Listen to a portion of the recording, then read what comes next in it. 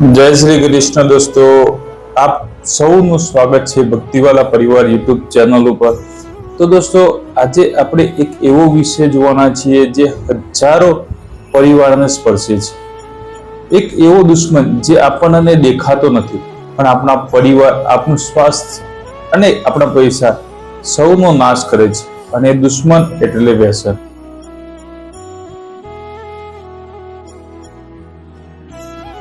તો દોસ્તો, એક એવી શક્તિ છે જેના વડે કોઈ પણ મોટામાં મોટા વ્યસનમાંથી પણ આપણે મુક્ત થઈ શકીએ છીએ, અને એ શક્તિ એટલે ભગવાનની ભક્તિ। તો દોસ્તો, તમે વિડીયો અંત સુધી જોજો। આપણે આજે આ વિડીયોમાં જોવાના છીએ કે વ્યસન કઈ રીતે થાય છે, વ્યસનથી થતા નુકસાન, એક હૃદયસ્પર્શી કથા, અને છેલ્લે આપણે જોઈશું કે કેમ ભગવાનના નામથી આપણે વ્યસનમાંથી મુક્ત થઈએ છીએ। તો દોસ્તો, સર્વપ્રથમ આપણે શરૂ કરીએ કે કોઈ પણ માણસને વ્યસન જન્મજાત હોતું નથી। તે કઈ ખરાબ મિત્રોના સંગમાં વ્યસન થાય છે, કોઈ મોજશોખ કરવામાં વ્યસન કરે છે, કોઈ તણાવમાં વ્યસન કરે છે, અથવા કોઈ એક વખત કરવામાં આવેલા શોખ જે દરરોજનો બની જાય છે અને જે વ્યસન થાય છે। દોસ્તો, વ્યસન એ દારૂનું હોઈ શકે, જુગારનું હોઈ શકે, મોબાઈલનું હોઈ શકે। દોસ્તો, હવે આપણે જોઈશું વ્યસનથી થતા નુકસાન। તો વ્યસનથી આપણું સ્વાસ્થ્ય બગડે છે, કિડની, લીવર અને શરીરના અન્ય ભાગ પણ બગડે છે। હવે વ્યસનથી પૈસા બગડે છે। જે પૈસા બાળકના ભણતરમાં યુઝ થવા જોઈએ, જે પૈસા મા બાપની સેવામાં યુઝ થવા જોઈએ, એ પૈસા આપણે વ્યસનમાં બગાડીએ છીએ। વ્યસનથી પરિવાર પણ બગડે છે। રોજ પત્ની જોડે ઝઘડો થાય, બાળકોને આપણાથી ડર લાગે, એ વ્યસનથી પરિવાર પણ બગડે છે। દોસ્તો, વ્યસનથી સમાજમાં આપણું નામ પણ બગડે છે, અને આપણી આત્મા પણ બગડે છે। આપણે ભગવાનથી દૂર થતા જઈએ છીએ, ભગવાનના નામથી દૂર થતા જઈએ છીએ, જેથી આપણા આત્મા પણ બગડે છે।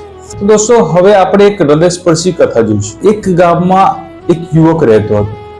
તે નિત્યસર રોજ સવારે વહેલા ઉઠતો, મંદિરે જતો, પૂજા કરતો અને પછી નોકરી જતો હતો। તે પોતાના પરિવાર સાથે સુખી હતો। પછી તેના લગ્ન થયા, તેને સંતાન થયા। તે પોતાના પરિવાર સાથે ટાઈમ વિતાવતો અને મંદિરે જઈ અને નોકરી જતો હતો। એક દિવસ તેને કંઈક કામથી શહેરમાં જવાનું હતું। ત્યાં તેને તેના મિત્રો મળ્યા, અને મિત્રોએ કીધું કે તું અમારી સાથે એક વખત દારૂ પી લે। પેલા યુવકે ના પાડી, પરંતુ મિત્રોએ કહ્યું કે એક જ વખતની વાત છે। તો એ યુવકે દારૂનું સેવન કર્યું। થોડો ટાઈમ વીતતો ગયો, અઠવાડિયામાં એકવાર, અને પછી દારૂ એ રોજનું વ્યસન થઈ ગયું।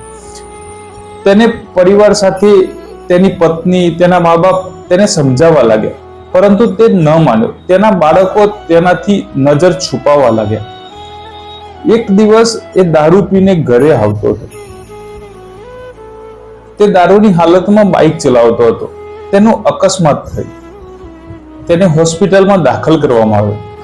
ડોક્ટરે જણાવ્યું કે જો તમે થોડા લેટ થયા હોત તો આ જીવ ના બચત। તો દોસ્તો, ત્યાં તેની દીકરી એ ભગવાન કૃષ્ણની પ્રાર્થના કરતી હતી કે મારા પપ્પાનો જીવ બચી જાય। તો દોસ્તો, આ વસ્તુ એ યુવકને હૃદયસ્પર્શ થઈ ગઈ, અને તેને વ્યસન મુક્ત થવાનો પ્રતિજ્ઞા લીધી। તે ગામમાં આવેલા એક સંત જોડે ગયો, અને સંતને કહ્યું કે મારે વ્યસન મુક્ત થવું છે। તો સંતે તેને જણાવ્યું કે રોજ સવારે તું 5-10 મિનિટ ભગવાનનું નામ લે તો તારે વ્યસન મુક્ત થઈ જશે। તો દોસ્તો, એ યુવકને પહેલા થોડા દિવસ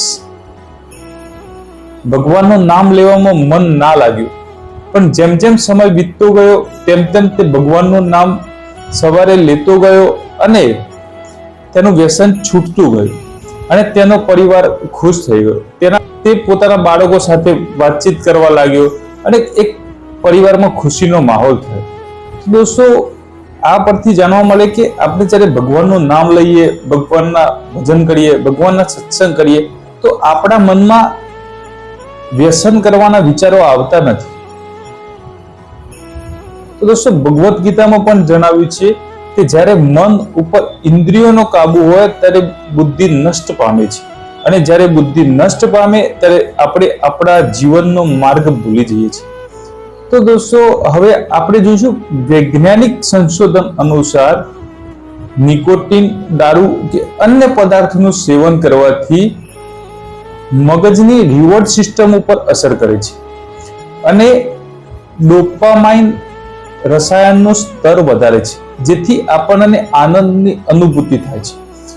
પરંતુ જેમ જેમ સમય જતો જાય તેમ તેમ મગજના આનંદ માટે આ પદાર્થોની જરૂર વધવા લાગે છે. તો દોસ્તો તમે પણ વ્યસન છોડો. આવી જ ભક્તિ અને પ્રેરણાદાયી કથા જાણવા માટે અમારી ચેનલને સબસ્ક્રાઇબ કરો, લાઈક કરો, શેર કરો. જય શ્રી કૃષ્ણ.